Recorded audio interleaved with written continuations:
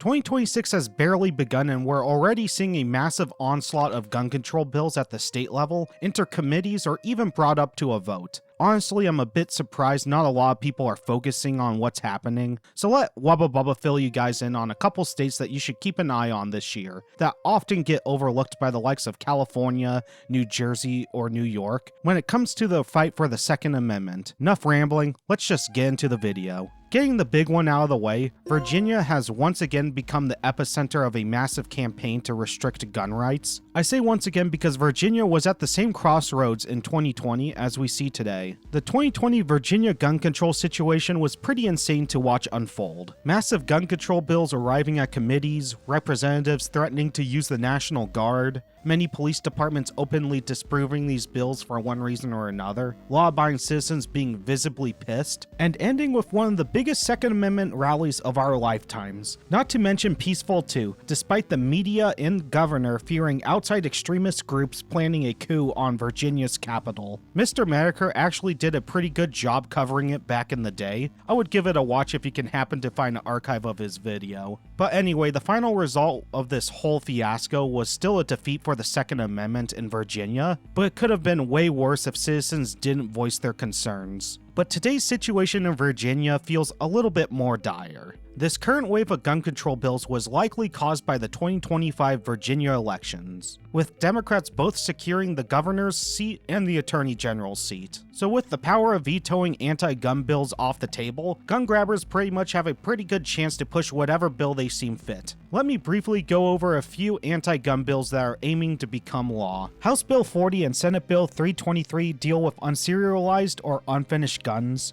aka a ghost gun ban. Ooh, spooky. Then we have a plethora of gun-free zone bills like Senate Bill 727, Senate Bill 173, House Bill 229, House Bill 626, and House Bill 909, which places more restrictions on where you can carry like hospitals, medical clinics, state buildings, colleges, polling places, etc. Another egregious one introduces Senate Bill 27, which allows citizens to sue gun and gun accessory manufacturers if a criminal, quote, misuses it. This is just a way to bankrupt gun companies. The last two I'm going to go over are the ones you should definitely watch this year: House Bill 217 and Senate Bill 749, both of which are an assault weapons ban and a standard capacity magazine ban. If either are passed and become law, you have until July 1st, 2026 to stock up.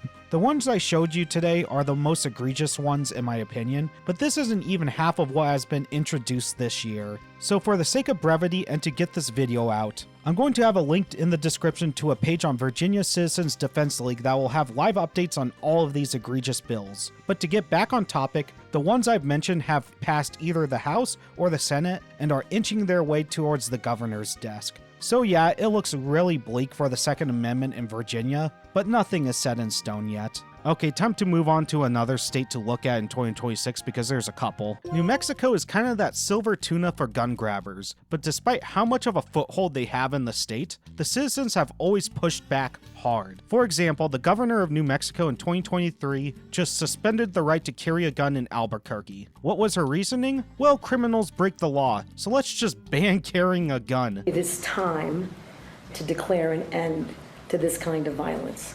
It is, in fact, an epidemic. How well do you think this went over? The emergency order sparking open carry demonstrations in Albuquerque, crowds of people publicly carrying guns in defiance of the governor. Despite numerous setbacks like the previously mentioned gun carry ban and a failed assault weapons ban in 2025, the anti-gun lobby hasn't slept whatsoever this year, and you already have a gigantic gun control bill on the horizon, SB 17. SB 17 is your typical gun grabber's wish list: an assault weapons ban and a magazine ban over 10 rounds. It also adds a bunch of mandatory out-of-pocket expenses to FFLs like indoor and outdoor surveillance cameras, which will also be used for recording legal gun purchases, and reinforcing your entire building to look like Fort Knox so no one steals from it. This is just a more covert way of bankrupting mom and pop gun stores that already run on thin margins. There's a lot more garbage in this bill, and Washington Gun Law did a great job really deep diving into it, but I think you guys get the basic idea that if this passes in New Mexico and signed into law,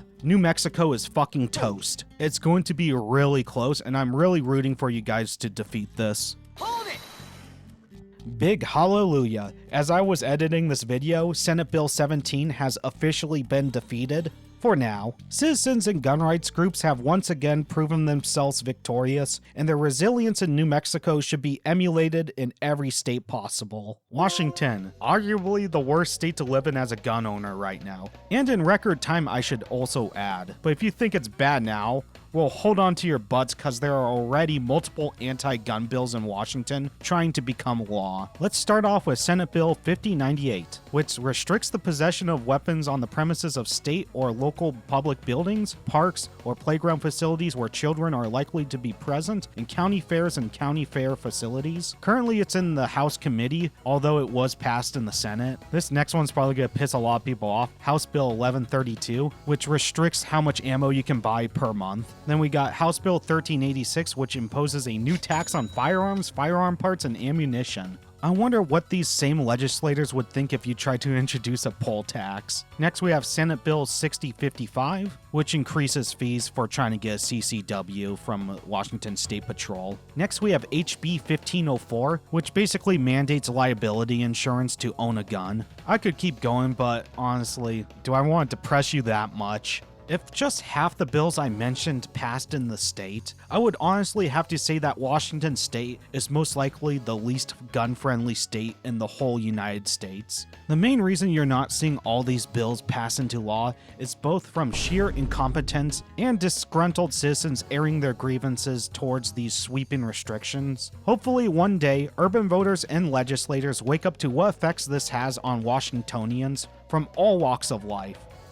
Yeah, like that's ever going to happen. The utter disrespect that the state of Oregon has to its rural constituents is pretty crazy, but I'm kind of surprised that Oregon has dodged most of the obvious gun control nonsense, unlike its neighbors California and Washington. My guess on why there isn't a lot of movement from gun grabbers is that ballot measure 114 has been a complete PR nightmare for the state and gun grabbers. Passed narrowly by voters in 2022. When I mean narrowly, I mean holy shit, look at those numbers. Measure 114 introduced a mandatory permit scheme and a 10-round capacity limit on magazines. However, the measure has been stalled for quite some time for reasons like how the state of Oregon would actually implement this, which kind of shows you whoever made this legislation doesn't know how to do jack shit, and it being challenged for it being obviously unconstitutional. Right now, Measure 114 is being held up in the Supreme Court of Oregon, so that's a big thing to keep an eye on, because whatever might be the end result of this case, it's going to free up the gun lobby to look into further restrictions. Colorado has been in a gradual decline when it has come to the Second Amendment. We saw major restrictions signed into law last year by a self-admitted Redditor with the help of an ever-growing anti-gun legislative branch. This year looks no different, with gun bills like Senate Bill 26004 making red flag laws more potent for misuse by allowing a lot more people to request your rights to be taken away. Another egregious anti-gun bill worth mentioning is Senate Bill 26043, which bans the transfer of gun barrels. Yep, we are now approaching United Kingdom levels of dumb. Oi mate, did you do a background check for that raffle tube? Oh my god, what accent was that? I don't know the exact odds of these anti-gun bills arriving at the desk of the Redditor-in-Chief, but something tells me it's not zero. So we should be keeping an eye on Colorado this year. Hawaii has been a solid gun control foothold for years. However, the state is being challenged at the Supreme Court by pro-gun groups over its vampire carry rule. Basically, it's a default carry ban for concealed carry permit holders on private property that's open to the public, and you have to have explicit permission to carry on the premises. So for example, you wouldn't be able to conceal carry a firearm in a Walmart without clear permission from the owner or manager. The name of the case is called Wolford v. Lopez, and if the Supreme Court rules in favor of the plaintiffs, you're going to see other states with similar laws have less weight to their argument that these restrictions on carry are constitutional. Most outlets are saying that a decision will be made around June, so mark your calendars. Really hoping for another 2A win since it's been a little bit. Moving on, Minnesota is most definitely a state to watch in 2026. Well, I think everyone is kind of already tuned in. Seems like a story every week in Minnesota goes nationwide. which to gun grabbers is actually a blessing in disguise because it's a lot easier to introduce anti-gun garbage when all eyes are shifting to other things happening in the state. For example, I think a lot of people have forgotten Tim Walz has been flirting with an assault weapons ban this year, which isn't surprising as he doesn't care about approval ratings since he's not seeking re-election. Minnesota is already a pretty mediocre state for gun rights with red flag laws and mandatory gun permits, but there's still a lot of restrictions missing, like an assault weapons ban or a standard capacity magazine ban. So Minnesota is likely to have some type of gun control introduced in 2026, so I thought it was worth mentioning it in this video. Hold it! Well, it looks like I was 100% correct in predicting a wave of gun control to hit Minnesota. Since there's quite a few proposed bills that may or may not go anywhere, let's go over the 4 most egregious bills, which in essence is only 2 bills. First 2 bills are House File 3402 and Senate File 3714, which are both standard capacity magazine bans over 10 rounds. The cherry on top of this shit sundae is that there is currently no grandfathering clause, aka you're a criminal if you keep your personal property. The last 2 egregious bills are House File 3433 and Senate File 3654, both of which are an assault weapons ban. They both have very strict grandfathering clauses that requires a state issue certificate that needs to be renewed every 3 years in order to keep it, mandatory inspections from law enforcement, you can only keep them at home or take it to the range, and you can't even gift it to your family members. So what are the odds of these bills becoming law? Right now, it's a bit too early to tell, but the legislative branches of Minnesota are basically evenly split,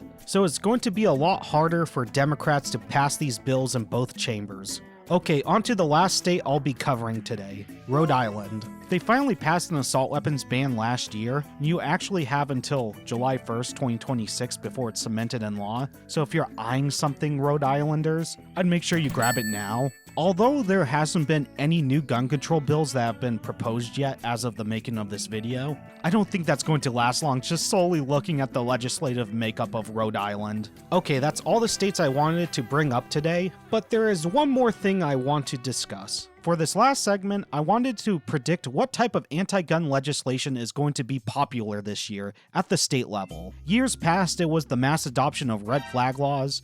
Other years, it was magazine bans. So what do I think it's going to be this year? Well, I think this year, you're really going to see a push for restrictions on 3D printers. Well, not really a prediction because it's already happening in states like New York and Washington, but I'm going to go out on a limb and say a lot more states will attempt to restrict them one way or another. Already seeing calls for firmware restrictions, background checks, etc. The only problem, just like typical gun control, is that any of these laws will do jack shit and not make a single person safer. The problems with these proposed solutions are numerous, but I'll try to point out the obvious ones. Okay, let's start off with the easy one, firmware restrictions. That shit is going to get cracked in a matter of days, and good luck restricting firmware with 3D printers already in the hands of consumers. Okay, what about something less stupid like a background check before you buy a 3D printer?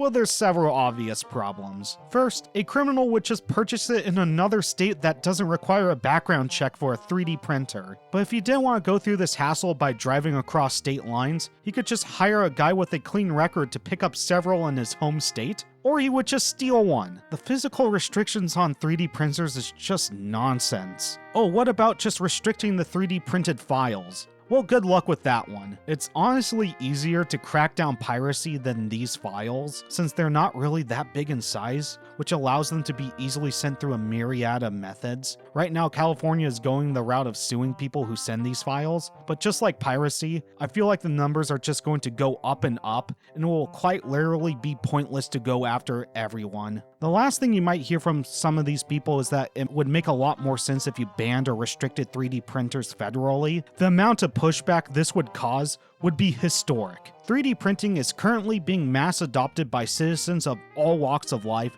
so imagine their main hobby or even livelihood is restricted based on the fact that criminals don't follow the law. I'm not even really well versed in the 3D printing scene. I literally came up with these counter arguments in 5 minutes. But this kind of shows you how dumb the average politician is. Before I let you guys go, gotta give you the whole script that you probably hear a million times from other gun tubers. No matter your state, make sure to vote, call your representatives, senators, speakers, or whomever, and consider giving some doneros to pro-gun groups. I do realize that a lot of you are rightfully disenfranchised with certain systems of government or society for one reason or another, but even if you think nothing ever happens, just at least do one of these things and know that you did try making a change. Heck, just doing one of these things is more than what most citizens do. Thank you for tuning in, and until next time, this is Wubba Bubba, signing off again.